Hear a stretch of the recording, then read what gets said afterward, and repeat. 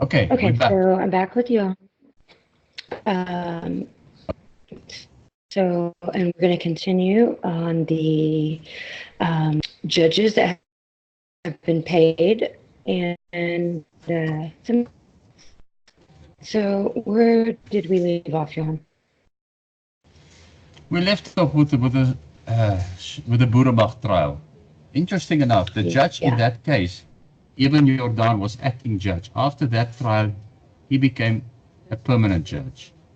Now, normally what happens when a guy becomes a permanent judge, he starts getting a salary, which is very close or equivalent to that of a minister. And then what happens is, I found amongst this legal fraternity the high incidence of drugs, firstly, and secondly, they all tend to have more than one mistress. I mean, Is judges, it acceptable to have one, just not more than one, or how does that? when one is in that situation, I mean, you see, life is not a simple thing. Life is not simple at all. But the big thing is when you're in that position and you're supposed to be a pillar of society, then at least live up to what you're supposed to be. Because you see, the one other issue is what was said. What was said to me, your case will never come to a finality because you don't keep quiet. I went vociferous. Why should I keep quiet? Why should I keep quiet about the fraud and the corruption? Why should I keep quiet about the theft? And this is what the judges and the advocates and the attorneys do. Because they swim together in the same shark pool. They never try to upset their brothers or brethren or sister, which is bullshit. Do your work. I mean, I know about advocates, good people that had to leave the profession because they are straight shooters. Let me give you a nice example. Gilbert Marcus, SC, senior counsel from the Johannesburg bar. This guy acted for the city of Johannesburg against us in 1999. I took them to court on tender fraud. The whole morning he was waffling, talking nonsense which is not in the law. And the judge was listening to his brother judge, his brother advocate. So, but everybody could see I'm getting seriously upset because I know my legislation. Right. So at 2 o'clock after lunch, he stands up and says, "My lord, I wish to apologize. There's a portion in the act I did not see." I mean, and I looked at the judge and I said loud, it's because he's a cunt, Your Honor. The judge looked at me and he reserved judgment for 2 weeks. So the judge gave me the case. But cost for the day against me. So I told the sheriff where he should go and collect his money. And 3 weeks later, I was walking in Brooklyn into a Woolworths and I ran into the judge. He froze. He thought I was going to do something to him, but he froze. And then I saw his wife. Now listen to me. I've never seen a woman with so many wrinkles in my life. Skinny, wrinkled, that's your picture. And I just burst out laughing. And as I walked away, I thought to myself, good for you. That's what you deserve, you old prick. In any case, I don't know if that judge is still alive, but I know that he had retired. So everything, in my view, starts with the legal system. It doesn't function. I mean, we have this past week xenophobic violence. I received this morning a sound clip of a Pakistani telling certain people to go and shoot South African businessmen, white or black, doesn't matter. If they bring back a photo to him of the person shot, he would pay them 5,000 rand. Now, is this only reaction on xenophobic violence, or do we have an ISIS hand in play at this stage? I say, and we have an ISIS play. Yes. Because the Pakistanis Not so much the Indians, but the Pakistanis, the Afghanis, the Iraqis. We have ISIS. And what is very interesting is ISIS has gone silent. So ISIS has gone underground. Interesting. Yeah, and ISIS is very much busy in Australia. The Muslims are 3% of the Australian population, and yet everything in Australia is marked halal. And by having all the products being marked halal, you must pay a fee. It's either halal or it's kosher or whatever. A fee must be paid to the Muslim Council, to the Jewish Council. So on 3% of the population, the whole Australian population is paying. What the hell is wrong with the picture? I mean, it's their own country. Yes. You shouldn't have to pay people to come to your country and you cater to them. Yeah. I mean, here we have allegations of that Vodacom on the please call me function, they take certain monies, and that the CEO, this is the allegation at this stage. Now, why is the allegation? Is because it hasn't been investigated yet, pays a commission on that money over to ISIS on a monthly basis. But around the same CEO sits a coterie of right-wing Burumag people. Let's call them Burumag. They control the portals. They control the portals. I once came to a drug dealer. Of course, I manhandled the guy a little bit. And the situation is, he showed me the whole access to the portal. He said to me, I paid 160,000 Rand for 3 months access with all the codes. And I could go in with him into any account on the service provider. I could go into the bank accounts. I could follow them in real time. This is how the drug dealers get ahead. I mean, I spoke to Brigadier Piet Pieterse from the police. He's now supposed to be their IT specialist. It turns out his hands is not exactly as clean as we would like him to see. Again, the situation is that the legal system is failing the country. You see, under the National Party, one thing that was very interesting, most of the members of parliament were either dominees. Dominees is a preacher from the church, or attorneys. Again, we see the situation with an attorney coming up and talking about the farm murders. All he's doing is creating a job for himself, because there are estates to be handled. Oh, he is so sorry and he is looking so after the people's plight, but what does he do? He is a fake. He is false. This attorney from Potchefstroom, it's like the Suidlanders. The Suidlanders has got over 200 intelligence agents from the various agencies inside of them. They are controlling the situation. And just tell me, if they do receive the $11 million a month from the USA, how does it get into the country via the Reserve Bank? If you take 11 million... That's what I was wondering. $11 million a month, that's more than 150 million Rand. That's more than in most of the people. To be clear, you're telling everyone this is how much money they make every month. And it's coming from America to help people. Yes. You must remember one thing. Throughout the independence of Africa, people were given up as cannon fodder. Only once the killings became too much would the European nations step in and take their people out. I mean, when you look at the Congo, Belgian Congo, the day the Congo got independent, they had one black doctor. The 30,000 Belgians that were in mining and other services left the country with haste. And we always say, and I mean, I've got very good contacts in the Congo, that the Congo is a suburb of Belgium.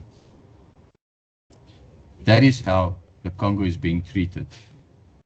So the whole thing is about the independence of Africa. When you go back again to Mugabe, we had the Lancaster House Agreement, where Lord Carrington signed off on behalf of the British.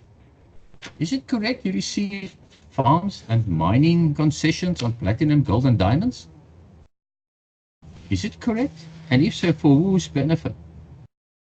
Not for the Zimbabweans' benefit. How do you recognize a Zimbabwean in South Africa? He can speak English.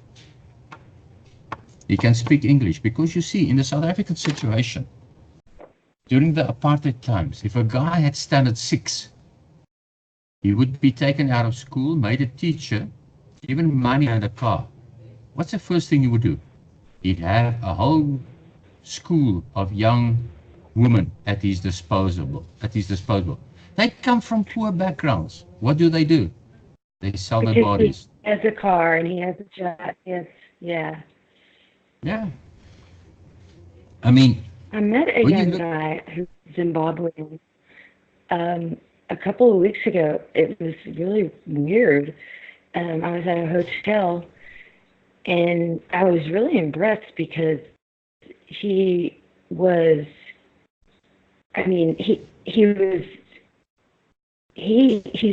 spoke like better than most people I know. I mean, he was like well educated. We were speaking about Zimbabwe, and South Africa.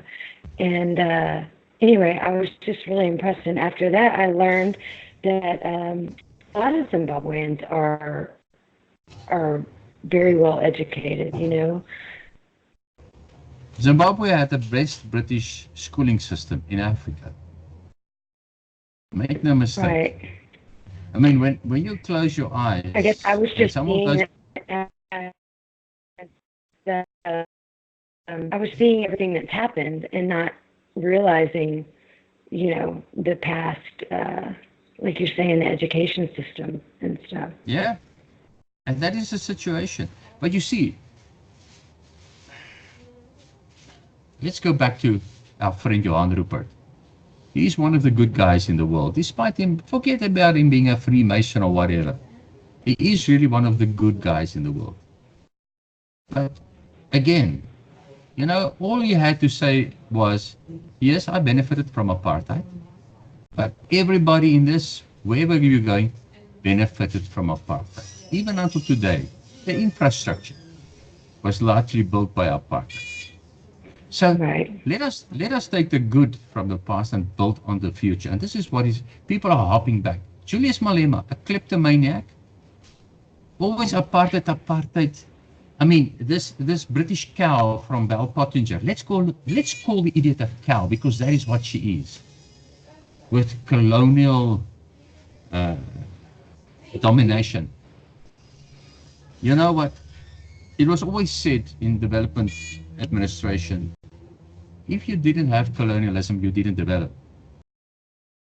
Thailand was never colonized, but look at Thailand today, because Thailand embraced technology and they embraced economy. So in other words, you didn't have to be colonized. What happened if you were colonized?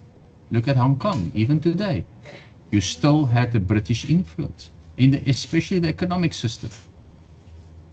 And look at South Africa, South Africa's economical system. South Africa's got a big problem because it's got first world and third world. And this is where the problem lies. People have great expectations. And at election time, they were told by the ANC, you will get the house. Now they don't only want a house, they want a house with internet connection. They want a house with the most modern amenities. I mean, when you go and you look further... You have to get a job to get that stuff. You have to work hard, and it's not easy. Yeah, hard work is being said comes from apart. That is the way it is being seen. Yes. No one in the world should be handed that stuff because that handicaps those people, whoever it may be, just being given everything, because it keeps them from ever going out and being able to, make it on their own and be successful. You're making them dependent on you. Well, we saw this in Russia. And they do it on purpose. Yeah, we saw it in Russia after Perestroika, the businessmen that all went across the world with their hundreds of millions of dollars, which they stole from the Russian government. They all landed in deep crap. They all landed in court cases. They are all much poorer for it. But the Russian state suffered a lot. You know that Putin speaks German fluently. At the time, he and the guy from ExxonMobil had a hell of a spat because he said to them, you want to steal our resources. Because the American, who eventually ended up in President Trump's cabinet, is also fluent in German. I would rather work with Putin than with anybody else. Because you know why? The Russians take a long-term view. Believe me? Right. Believe me. But the point is, one has got to be pragmatic. You have to work with everybody. You have to accommodate everybody. Exactly. Yeah. Even if I believe I'm from Jewish descent, originally, I have to be open to work with everybody. I have to tap my sails. Yeah. I mean, I'll give you an example of corruption after 94. The Air Force used to have Impalas, which is an Aeromacchi trainer lead-in fighter from Italy. A very nice aircraft. South Africa built it under license, was called Impalas. 20 Impalas were sold off by Arms Corps. They taxied out onto the tarmac at Waterkloof. They taxied back. They emptied the fuel tanks, and the fuel was sold back to Arms Corps for the same price as the Impalas. I mean, how in God's name can things like this happen? And they want to tell us they are white Christians and they commit this. They have a lot to say. I can show you so many instances of this happening. And this is why the South African Defence Force is in the state it is. It's not that there isn't money, it's that they're not using the money correctly. And believe me, there are some black guys that's really wanting to change this, that's serious about it. But they are manipulated by the white guys. Why are they not stepping up? Why are they not fighting back? Look at me. Speaking up. Look at me. Look at me. When I stood up, what happened? They cleaned out my bank accounts. They stole my money. I know. They spread shit about me worldwide. And they're still persecuting me. But it has to be more than you. It has to be people of all colors. It has to be people telling the truth, so it's not, oh, he's a white guy, he's racist, or, oh, he just sides with the ANC because he's this, or, you know what I'm saying? It has to be the people who really want to make a difference and know the truth. They need to stand up and fight back, because that's the only way to make a change. Look at what they did to my attorneys, how they compromised them just to get them away from me. Karen and Elsha. I mean, they put me in a situation where I fought with them. Unnecessary. But also the situation goes back to one thing, lack of communication. If people are not willing to talk, and people are not willing to open their ears, then misunderstandings will happen. And you see, the big thing is, why did South Africa enter the fight in Angola? I was there. I lost troops. I lost them because they didn't listen. I'm telling you straight. It's not because the enemy SWAPO was so good. It's because my own troops didn't listen. So, I spoke to you about the Ilivazan story in the 90s, when a shipload full of AKs was sent from South Africa to Yemen.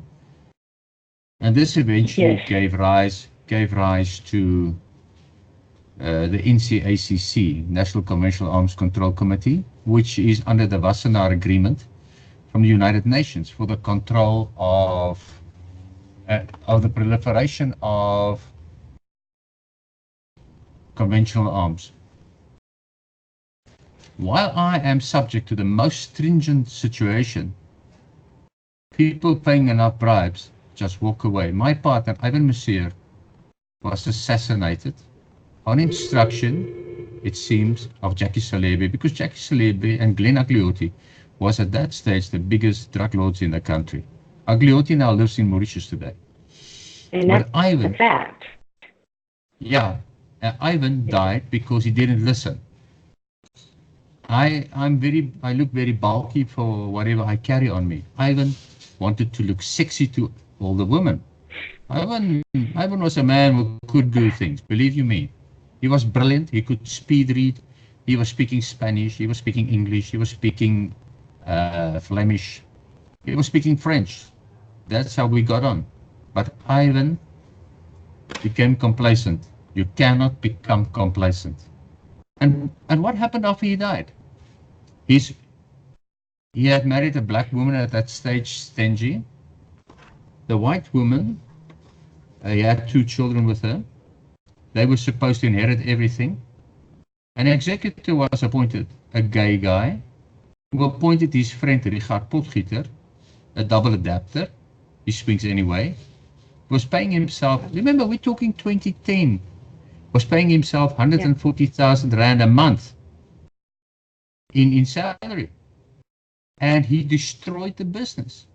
He destroyed a business that was turning over 100 million a year with a good margin. So, but that was... There are no consequences for that? No, nothing. What do you mean? Consequences? What does that mean? It doesn't mean anything. It doesn't mean anything. Because the big thing is, it goes back to that people, they just want to go to work, they want to go home, they want to mess around a little bit, and they want to eat and drink and sleep. People want to be comfortable. And this is where the problem comes in. People, you know, during the struggle, they were activists. Today, everybody are spectators. And this is the problem. I know, it's so sad.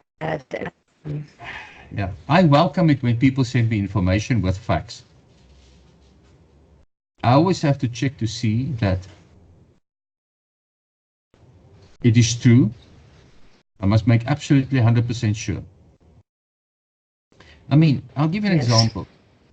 During the struggle years, most of the cabinet used to work for the South African